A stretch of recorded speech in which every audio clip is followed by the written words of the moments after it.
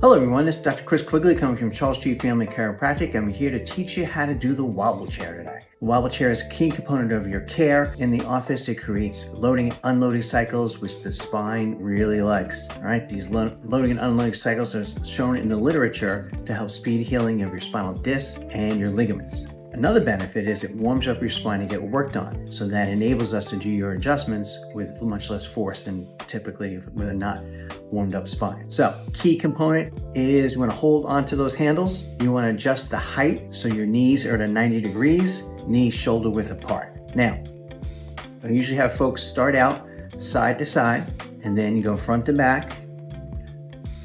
All right, this is probably the one people screw up the most. Position your butt in the middle of the chair and then wiggle back and forth. All right, and then lastly, you do circles. All right, back and forth. Now, the key to the wobble chair is that the magic happens at the end of the range of motion. So if you just do a wiggle in the middle, it doesn't do much. So you get all the way each side, all the way front and back, and all the way in the circles. Now, once you get proficient at that, you can do the advanced move, which is the figure 8.